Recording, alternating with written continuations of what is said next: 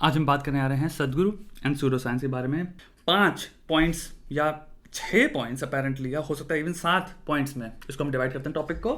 Who is Sadhguru, what is a smart person, science, is he anti science, या फिर yada yada yada, perfection bias, importance of knowing where he is wrong और scientific knowledge, and lastly contrarians. Start करते हैं who is सदगुरु से। अगर इस इंसान का आप चैनल खोलते हो, ऑलमोस्ट 3000 से 5000 पता नहीं कितने सारे सेवरल चैनल्स हैं सदगुरु के, आपको I think about 5000 would be a number जो मैं थ्रो करना चाहूँगा, वीडियोस मिलेंगे। आपको यहाँ पे देखना है ऑन एवरेज कोई भी चीज़ 100% नहीं होती, कोई भी चीज़ 0% नहीं होती। इतना तो तुम बुद्धिमान हो तो तुम अग्री करोगे, ठीक है। तो तुम्हें अगर ऑन एवरेज ड्रॉ करना है एक review, his messages, his responses, opinions, texts and teachings, आप अगर इन 5 चीज़ों को कंसिडर करते हो तो आपको एक चीज़ तो मिलेगी, वो ये है, this person is highly intelligent and highly wise.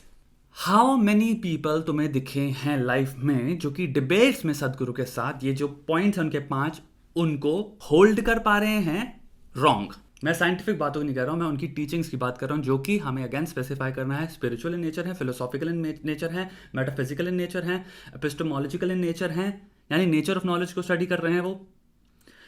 Long term तुम्हारे जीवन में तुम जा कहाँ रहे हो उसको स्टडी कर रहे हैं, तुम्हारे नेचर ऑफ बीइंग को स्टडी कर रहे हैं। मेटाफिजिक्स, तुम्हारा रिलेशन क्या है संसार से, जीवन से, बाहर, अंदर। इन टीचिंग्स में कितने ज़्यादा कॉन्ट्रडिक्शंस, कितने ज़्यादा तुम्हें आर्ग्यूमेंट्स मिल रहे हैं जो कि लोग यूट्यूब पे डाल रहे हैं, या फिर कोई भी फ्री इंटरनेट में जहाँ पे भी तुम्हारा अवेलेबल है, इंसान डाल सकता है, वहाँ पे तुम्हें दिख रहा है और तुम कह रहे हो देख के कि yes this didn't make sense. अगर तुम एवरेज ड्रॉ करते हो उस क्रिटिसिज्म का और तुम एवरेज ड्रॉ करते हो वो क्या कह रहे हो उस पर, सेंसिबल टॉक्स वर्सेस नॉनसेंस या फिर स्टूपिड टॉक्स, में आपको एक ग्रेट रेशियो दिखेगा जिसमें कि आई वुड से 90% टू 95% जब वो इन 5 चीज़ों की बात करते हैं, फिलोसॉफिकल, मेटाफिजिकल, तुम्हारा एपिस्टेमोलॉजिकल, तुम्हारा मेटाफिजिकल, स्पिरिचुअल टीचिंग्स जो है उनकी, आई वुड से 90 टू 95% ही nails it. So by that accord मैं कहूँगा भाई he is a highly intelligent and highly wise person. Because अगर वो जो कह रहे हैं उन चीज़ों को तुम सदगुरु से भी रिमूव कर दो and you just take those words जो भी उनकी टीचिंग्स हैं and weigh them, you may find कि they stand on their own. उनको अगर रिमूव करके भी तुम देखो, you would still be like yeah this is actually sensible thing, whoever said it. अब आता है formulation, what is a smart person. ये बहुत इंपॉर्टेंट है क्योंकि सबसे बड़ी लोगों में डिबेट इसी चीज़ की होती है, right. Because there are pseudo scientific claims और pseudo scientific things he has said, therefore लोग कह रहे हैं he is not a smart person, he is not intelligent, वो जो भी बोल रहे हैं वो बुलशिट है, ही इज पेडलिंग दिस, और गुरु बाबा समथिंग करके आदमी बोल दे रहा है। बट मैं एक चीज़ देख रहा हूँ, सेंट्रली जो वो बेस कर रहा है अपने डिसएग्रीमेंट्स, वो क्लेम यही है सूडो साइंस वाला स्ट्रांगली कि दिस इज वाई। 4 स्टेप पीछे आना है और पूछना भैया स्मार्ट इंसान होता क्या है, क्योंकि तुम भी अपने आप को स्मार्ट समझते हो। तुम 25 लोग हो सकते हैं उनको स्मार्ट समझते हो सकता है रिचर्ड फाइन को कोई स्मार्ट समझता हो, कोई हो सकता है कार्ल सेगन को स्मार्ट समझता हो। कार्ल सेगन ने तो पूरी अपनी लाइफ डेडिकेट करी क्रिटिकल थिंकिंग सिखाने में लोगों को। संदीप माहेश्वरी को स्मार्ट समझता हो, कोई किसी को स्मार्ट समझता हो, राइट। कोई हो सकता है आप किसी जर्नलिस्ट को सोचते हो कि ये बहुत स्मार्ट है, दिस पर्सन। सबका कोई ना कोई किसी ना किसी रेल में एक इंसान चोजन है जो कि आप कहोगे स्मार्ट है। क्या कोई बेसलाइन है जिस बेसलाइन पे हम कहते हैं हाँ भाई यहां से स्मार्ट शुरू होता है। This is very important. Easy way में अगर इसको एक्सप्लेन करें वो होगी भाई a person who is 50% right. जो भी चीजें वो कर रहे हैं उसमें अगर person is nailing 50% of that thing, they are smart. Smart को मैं कहीं ना कहीं रखूंगा मिडिल में। Now you are a smart person. इसके beyond you start to become smarter, clever, intelligent, wise के साथ में एनलाइटन भी डाल दूंगा। इंटेलिजेंट, हाईली इंटेलिजेंट या फिर वाइज का क्या होगा, 80% you have to be right about things, जो भी तुम कर रहे हो या फिर तुम्हारे जो ओपिनियंस हैं बेसिकली जिस भी चीज़ में तुम ओपाइन करना चाहते हो उसमें। एंड इफ इट इज तुम अगर द रेट ऑफ 80% हिट कर रहे हो, यानी 10 टाइम्स में 8 टाइम्स यू नेल, जब भी तुमसे प्रश्न पूछे जाते हैं then answer you fucking nail, you are incredibly wise and I would say you are on the top tier. Wisdom या इंटेलिजेंस की कैपेसिटी तुम टॉप टीयर ब्रेन हो। एंड इसका एक रीजन है मैं 80% में रोकता हूँ, बिकॉज आई डोंट थिंक 90 और 100% एग्जिस्ट, बिकॉज हम इंसान हैं। इंटेलिजेंस के एक एस्थेटिक वे में जब देखते हो आपको उतना ही ज़्यादा कंसिडर करना है न्यूरो साइंस के पॉइंट ऑफ व्यू से भी ह्यूमन ब्रेन को, साइकोलॉजी के पर्सपेक्टिव से भी ह्यूमन ब्रेन को, कि हमारी लिमिटेशंस ही बहुत ज़्यादा स्ट्रांग होती हैं। हम शॉर्टकट्स में सोचते हैं, यानी कि ह्यूरिस्टिक्स में सोचते हैं। हमारे ब्रेन में इतनी प्रोसेसिंग पावर ही नहीं कि हर चीज़ को कंप्लीटली उसके हर डोमेन में, हर पर्सपेक्टिव में, हर कॉन्टेक्स्ट में हम समझ पाएं। ह्यूमन इसलिए सोचता है ह्यूरिस्टिक में है ये पहली लिमिटेशन हो गई। स्कीमास दूसरी चीज़ होती है, यानी हर चीज़ को समझने के लिए भी हमारे दिमाग में एक pre condition pre fed framework develop हुआ है, यानी कि आपके दिमाग में कौन सा फ्रेमवर्क आपने डेवलप कर रखा है, वो आपकी प्रोसेसिंग पावर कितनी ज़्यादा है, आपकी कॉग्निटिव थिंकिंग है, कॉग्निटिव बैंडविड्थ कितनी ज़्यादा है, आप कितना ज़्यादा खुद से अपने आप को डिटैच कर सकते हो उस टॉपिक से ताकि आप ऑब्जेक्टिवली देख पाओ। बहुत सारी चीज़ें डिफाइन करती हैं आपका फ्रेमवर्क क्या होने वाला है, जिसमें आप उस चीज़ को डालोगे। कुछ लोगों का फ्रेमवर्क होता ही है कन्फर्मेशन बायस, तो आप उनको टॉपिक दोगे, वो उसी फ्रेमवर्क से देखेंगे कि क्या ये मेरे कन्फर्मेशन बायस में एग्जिस्ट करता है या नहीं करता है। करता है तो मैं अप्रूव करता हूँ, नहीं करता तो मैं ऑटोमेटिकली बिना सोचे हुए अगेंस्ट खड़ा हूँ उस चीज़ के। ह्यूमन ब्रेन में बहुत खतरनाक ह्यूमन थिंकिंग में लिमिटेशंस हैं, इसलिए हम स्टीरियोटाइप्स में सोचते हैं, जो कि ह्यूरिस्टिक्स में आ जाता है। हम स्टीरियोटाइप्स हमें इन्वेंट करने पड़ते हैं मजबूरन, ताकि हमें किसी सेंस का अंडरस्टैंडिंग हो चीज़ के बारे में। हम एक फ्रेमवर्क क्रिएट कर लेते हैं, चलो ठीक है, लिमिटेड इंफॉर्मेशन में भी मैं क्या डिसीजन ले सकता हूं, बिकॉज बहुत सारी इंफॉर्मेशन करने के लिए इतना टाइम ही नहीं है मेरे पास, ऑप्शन ही नहीं है, समझो। तो भाई 80% अगर ये मद्देनजर रखते हुए तुम देख पा रहे हो कि ह्यूमन ब्रेन की लिमिटेशंस क्या हैं, भाई साहब आप नेल कर रहे हो, यानी कि आप बहुत डेंजरस लेवल पे अपने फ्रेमवर्क्स को अभी भी एक्सटेंड कर पा रहे हो। 80% यानी 10 में से अगर आप 8 आंसर सही दे रहे हो या फिर बहुत बढ़िया विविडली डिस्क्राइब्ड आंसर्स हैं वो, यानी कि आप एक्चुअली में क्रिटिकल थिंकिंग बहुत गजब लेवल पे कर रहे हो, आप अपने आप को डिस्टेंस कर पा रहे हो सोचने में। You are able to look at that thing from different standpoints of view. अपने बायसेस तुम हटा पा रहे हो, जो कि नियरली इम्पॉसिबल है ह्यूमंस के लिए। Let me be very honest, impossible है, बट नियरली इसलिए बोला कि कई लोग काफ़ी बायसेस हटा पाते हैं, कुछ लोग तो बिल्कुल घुसे हुए हैं, नहाते हैं बायसेस में। तो रियली रियली इंटेलिजेंट पर्सन मैं कहूँगा 80% होगा, and I think that person सदगुरु इज ऑन 80% मार्क। ये आप एम्पेरिकली भी देख सकते हो, सिंपल आपको यूट्यूब वीडियो खोलने और 10 वीडियोस देखो आप उनके, you can test this out. 8 जो आंसर्स हैं उनके, and answers about things where he has to think, he has to give an opinion, तुम वो देखो यार। अब हम आते हैं खतरनाक एक एपिस्टेमोलॉजी के कॉन्सेप्ट के बारे में, जो कि बहुत इंपॉर्टेंट है समझने का, जो हम थर्ड पॉइंट में जा रहे हैं, साइंस के बारे में। उस कॉन्सेप्ट को कहते हैं एपिस्टेमोलॉजी फॉलिबिलिज्म। फॉलिबिलिज्म मतलब है कि दुनिया में द स्टडी ऑफ नॉलेज आपसे ये कहती है कि कोई भी चीज हो, theory, science, thought, opinion, law, हमने कुछ भी जो बना रखा है, इट इज फॉलिबल, यानी कि उसमें पॉसिबिलिटी है फॉल्सिटी की, सर्टेनिटी नहीं। नॉट एवरीथिंग इज फॉल्स, ये मैं नहीं कह रहा हूं, there is a possibility in falsity. ये हमें थिंकिंग का एक रूल है कि हमें रखना चाहिए, हमें सर्टेनिटी में डूब नहीं मरना चाहिए। एंड यही चीज अगर मैं इतनी देर समझा रहा था, काइंड ऑफ फॉलिबिलिज्म इसमें अप्लाई करता है। Even Sadhguru is fallible. Sandeep Maheshwari, Jordan Peterson, आप जितने भी थिंकर्स अपने दिमाग में सोच सकते हो, प्लेटो से लेके, नीचे से लेके, बुद्धा से लेके, कन्फ्यूशियस से लेके, आप कोई भी सोचना चाहो, आपको किसी ना किसी एस्पेक्ट में कहीं ना कहीं 80-20 में आपको मिलेगा वो चीज। 20% आप कहोगे ये तो फॉल्सिटी मिल जाए बस। Where can I trace that falsity and I can dismiss this person, I be like मिल गया, देखो अब मेरे लिए कुछ नहीं है, ये इंसान बेवकूफ है, ये वो है। This is how we are kind of constructing thoughts. Fallibilism के बारे में पढ़ो और अपने दिमाग में रखो कि हम जो भी चीजें इतनी सर्टेनिटी से बोल भी रहे हैं, तुम भी जो बोलते हो कई चीजों की, ये तो ऐसी है, you have to entertain the possibility कि नहीं, there is, I could be wrong. तुम्हारे पास डेटा 100% किसी भी चीज का नहीं है, यूनिवर्स का भी डेटा घंटा हमारे पास कुछ नहीं है। अर्थ के अंदर क्या चल रहा है, तुम्हें लगता है कि हमारे पास सारा डेटा है, घंटा नहीं है। रोज नई नई चीजें, रोज नई नई फाइंडिंग्स रिवैल्यूएट होती रहती हैं साइंस के अंदर। जिसने भी साइंटिफिक कम्युनिटी में, आई डोंट नो तुम क्या पढ़ रहे हो, तुम्हें ये चीज मिलती रहती है, the new way, a new theory, जो पुरानी चीजों को कह रही है, maybe we were looking at it wrong. ये एक सेंटिमेंट है जो आपको, नॉट सेंटिमेंट, स्टेटमेंट है जो आपको दिखता रहता है साइंसेस के अंदर। ये फॉलिबिलिज्म के का प्रतीक है एक्चुअल में। अब हम आते हैं इसीलिए साइंस। एक बहुत बड़ी प्रॉब्लम ये आ जाती है साइंस को, जब आप अपना भगवान बना लेते हो, आप एक चीज भूल जाते हो, साइंस 2 बेसिस पे चलती है, ठीक है। तो आपको समझना है पहले साइंस का नेचर क्या है। साइंस का नेचर है corrective. Science is corrective in nature. Science अपने आप को खुद करेक्ट करती रहती है ऑल द टाइम, चाहे कोई भी डोमेन, फ्रॉम आर्कियोलॉजी, एंथ्रोपोलॉजी, इसको तुम हो सकता है साइंस में घुसाओ भी नहीं, but psychiatry, neuro science, medicine, specially medicine, physics, chemistry, कुछ भी घुसा लो तुम, नई नई थ्योरीज, नए नए वे ऑफ लुकिंग, नई नई फाइंडिंग्स आती रहती हैं जो पुरानी फाइंडिंग्स की तज्जियां उड़ाती रहती हैं। सो साइंस कुल मिला के कहती 2 चीजें हैं जो अगर आप समझ पाओ साइंस को ढंग से, this is the best we can do so far, the best we understand about this topic so far. Science खुद ये कह रही है ये अभी तक हमारे पास जो अभी तक की जितनी हम समझ सकते हैं इस फलाना कोई भी टॉपिक हो, this is what we have so far. इसीलिए हम बार बार करेक्ट करते रहते हैं इन चीज़ों को। दुनिया में तुम कितने भी ट्रीटमेंट सोच लो, मेडिसिन में चले जाओ, नई नई दवाइयाँ आती रहती हैं, पुराने पुराने ट्रीटमेंट्स को बंद किया जाता है। एक टाइम पे 60 में तुम देखोगे किसी चीज़ का ये ट्रीटमेंट चल रहा था और फिर वो एक नया ट्रीटमेंट आया, उसने उस ट्रीटमेंट को एक्चुअली में एंशिएंट घोषित कर दिया, उस ट्रीटमेंट को कोई यूज़ ही नहीं करता है। बट 60s में पूरी दुनिया यूज़ कर रही थी। नई नई दवाइयाँ आती रहती है, नए नए ट्रीटमेंट आते रहते हैं, नए नए लोग फाइंडिंग्स करते रहते हैं कि ओ शिट, हम ये जो इतने टाइम से सोचते आ रहे थे इस चीज़ के बारे में एक्चुअली कंप्लीटली गलत था।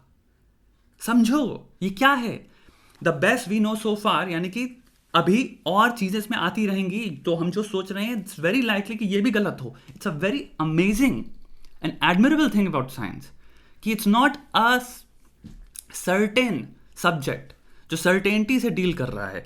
Of course there are certain things जिनको आप कह सकते हो हाँ ये फैक्ट्स हो गए। दूसरी चीज जो साइंस बहुत खतरनाक कहती है, जो जानना लोगों के लिए बहुत जरूरी है, वो है we don't know. For example Alzheimer's का, डिमेंशिया का, इतने सारे न्यूरो डिजेनरेटिव डिजीजेज हैं जिनका आंसर एक्चुअल में साइंस के पास सिंपल यही है, वी डोंट नो एक्चुअली। अभी अल्जाइमर्स कैसे होता है, एक आंसर है चलो हेरिडिटरी हो गया, दूसरा हो गया कि भैया एमिलॉइड बेटा एक प्रोटीन होता है वो आपके न्यूक्लियस में प्लैक इकट्ठा करता है, चलो वो हो गया। तीसरी चीज उनको पता चली हाँ एक जेनेटिक म्यूटेशन हो सकती है जो कि एक्चुअल में उसको रिलीज कर सकती है। चौथी चीज उन्होंने सोर्स क्या है ढंग से वी डोंट नो, इसका सोल्यूशन क्या है कोई दवाई नहीं है। अभी एक दवाई तुम्हारी एड्यूकॉम या समथिंग करके नाम है, वो हुई है, उस पर भी पता नहीं कितनी कंट्रोवर्सी हो रही थी। अब तुम ये चीज ना फिनोमेना पूरी साइंसेस में घुसा लो, तुम्हें मिलता रहेगा। There are so many aspects in science where there simply like we don't know अभी। So we have to understand बहुत अनसर्टेनिटी के साथ खुद साइंस प्राउडली डील करती है। Self doubt, I don't know और the best we can do so far या we no सो फार, यानी कि तुम जो जानते हो उस पर भी तुम ये सोचते रहते हो ये इसको अभी और भी तरीके हो सकते हैं या और तरीकों से करा जा सकता है, और फिर there is a possibility fallibilism. What I believe I think I know may be completely false. चौथा पॉइंट आता है, is Sadhguru anti science. Recently Sadhguru is working on तुम्हारा सेफ सॉइल, ठीक है। किसके साथ काम कर रहे हैं, ही इज वर्किंग विद तुम्हारा वर्ल्ड इकोनॉमिक फोरम, ठीक है।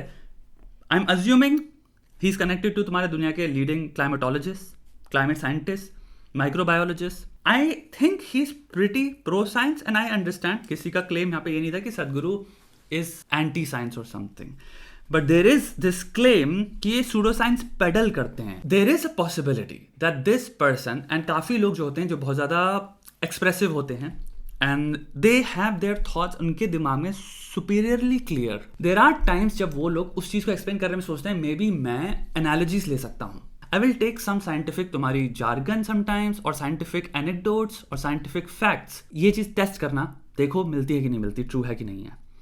What ever he is explaining या उनका जो भी क्लेम है, अगर तुम वो साइंटिफिक जो वो यूज कर रहे हैं उसके अंदर, ठीक है, एक्सटेंशन या अपेंडेज, अगर तुम उसको रिमूव कर लेते हो, क्या वो ओपिनियन जो था वो जो दे रहे थे क्या वो कंप्लीटली कोलैप्स कर जा रहा है, या वो अभी भी उतना ही इजी टू एक्सप्लेन या फिर स्टैंड करता है अपने पैरों पे जैसे वो साइंस के साथ कर रहा था। क्योंकि अगर तुम ये कह रहे हो साइंस के बिना कोई क्लेम्स नहीं किए जा सकते, तो उपनिषद एग्जिस्ट नहीं करते, कन्फ्यूशियस एग्जिस्ट नहीं करता, बुद्धा एग्जिस्ट नहीं करते, प्लेटो भी हो सकता है एग्जिस्ट हाँ नहीं कर रहा होता। कौन सी साइंटिफिक डिस्कवरी हो गई थी उस टाइम पे, एरिस्टोटल तो ग्रेविटी एक्सप्लेन कर रहे थे।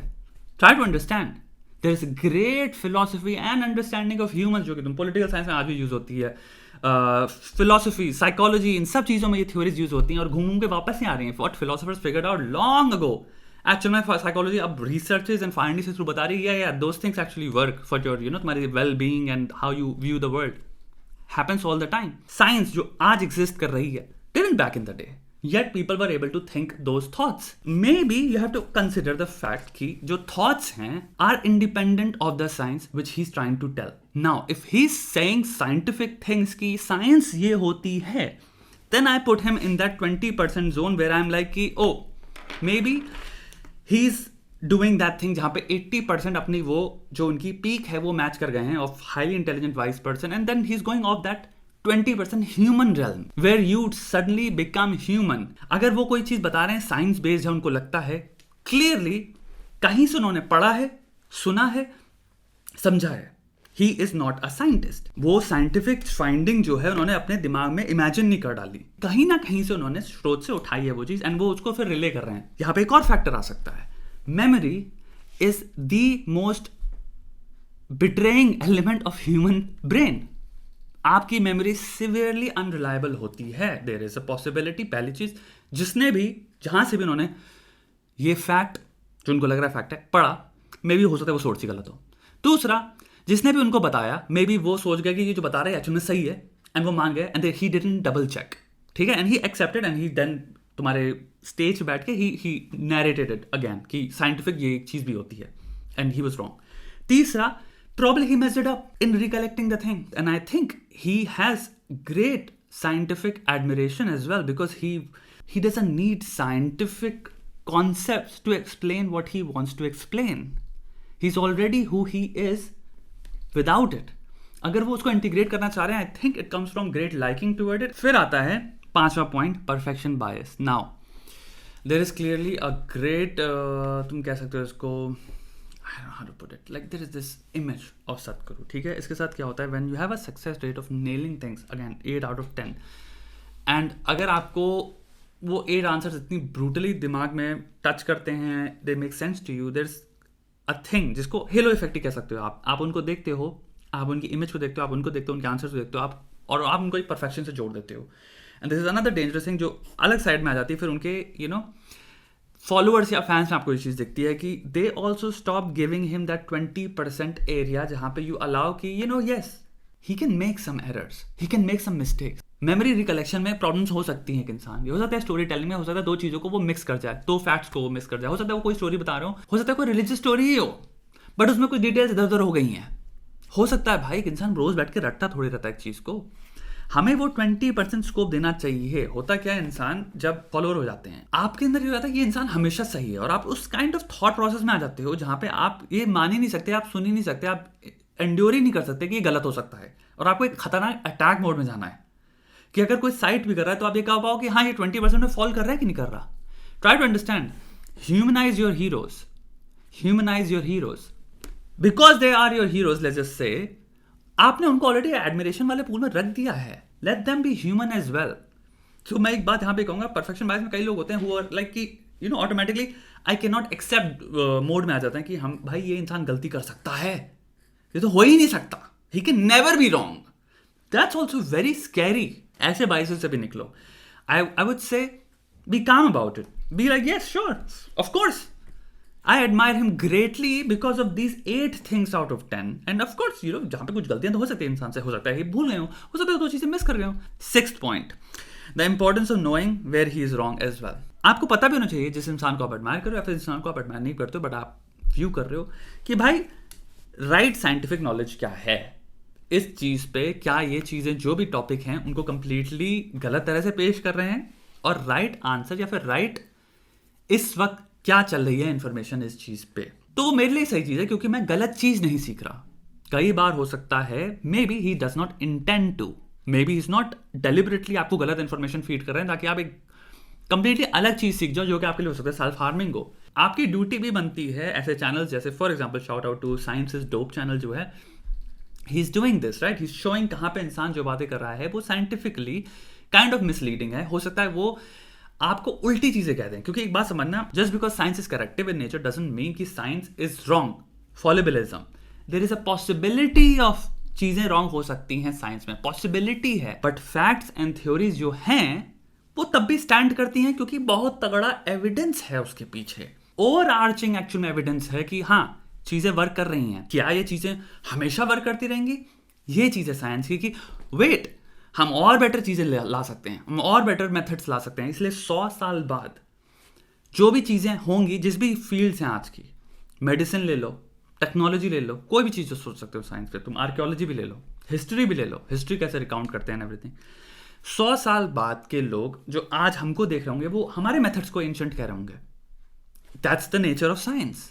तो ये चीज हमें समझना है कि मेथड्स ऑब्वियसली इवॉल्व करते चले जाएंगे और थ्योरीज निकलती चली जाएंगी, और हो सकता है आज जो हम जिस भी तरह से ट्रीट कर रहे हैं अपने आप को, जो दवाइयां ले रहे हैं, 100 साल लोग कहें कि ओह माय गुडनेस, इतना खराब चीजें थी तुम्हारे टाइम पे, इतनी प्रॉब्लम्स होती थी, और शिट तुम लोगों को तो पता भी नहीं था ये सब चीजें ऐसे होती हैं। जस्ट लाइक 100 साल पहले साइंस के हाल को हम देख के अभी कहते हैं, बट दैट डजंट मीन हमें साइंस को डिसरिगार्ड करना है।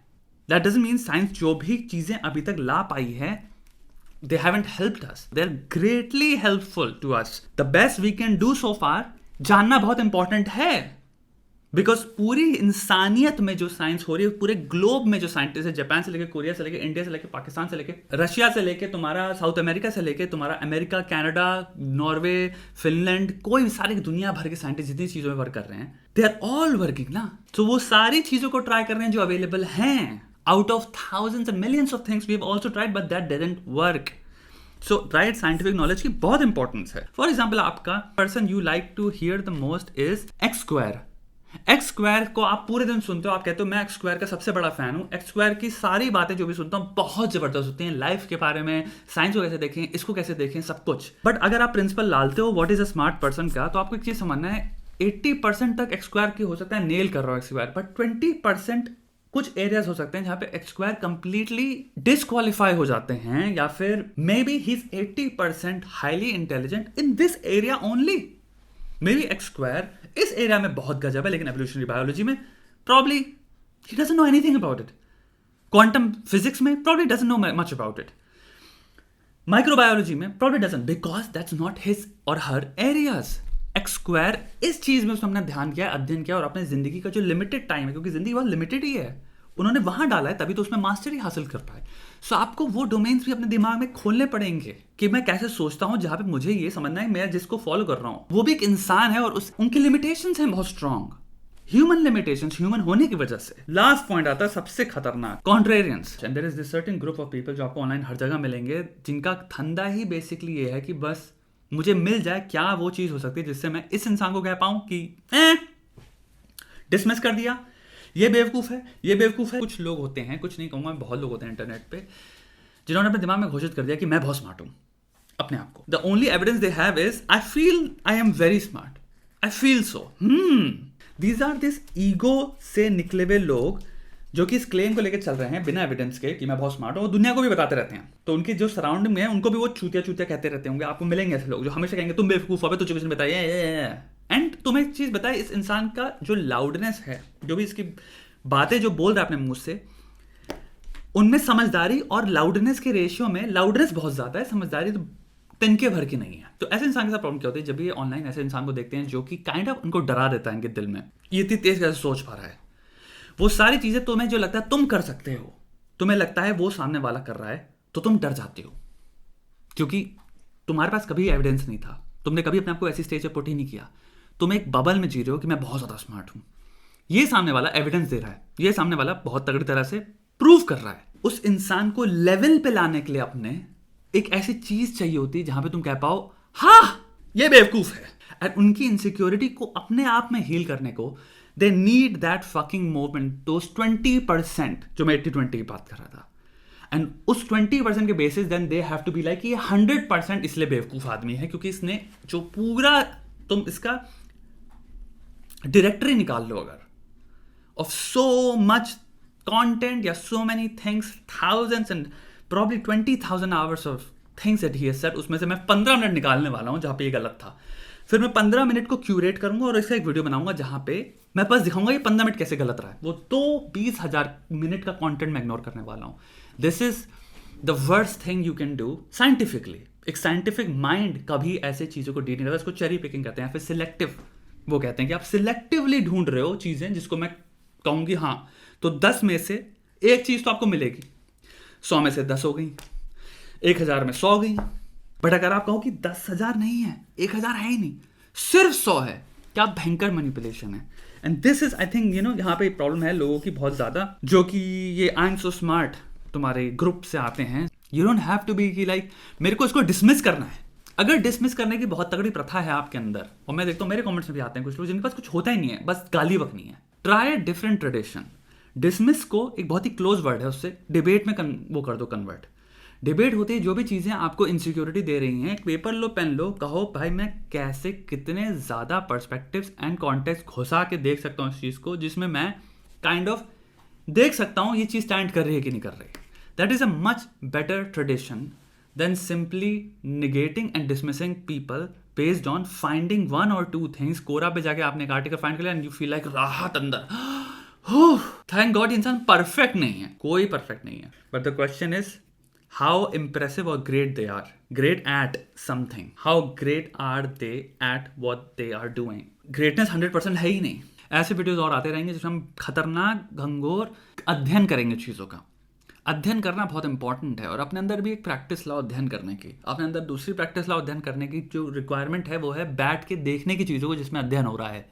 साला 50 सेकंड का कंटेंट देख रहे हो, घंटा कुछ नहीं सीख पाओगे। बैठ के देखना सीखो, लंबी चीज़ों में ध्यान से अध्ययन हो पाता है, ठीक है। अपने अंदर वापस चेंज लाओ। तुम्हारी सोशल मीडिया ऐप्स तुम्हें वायर कर रही हैं छोटे कंटेंट के लिए कि छोटे में सब कुछ मिल जाए, शॉर्टकट में सब कुछ मिल जाए। तुम्हारा ब्रेन सोचता ऑलरेडी ह्यूरिस्टिक्स में, अब उसको ह्यूरिस्टिक्स ही दे दो भैया, हर चीज़ को छोटे छोटे छोटे सप्लाई में दे, तो घंटा तुम कुछ नहीं कर पाओगे, लंगूर के लंगूर रहोगे भाई।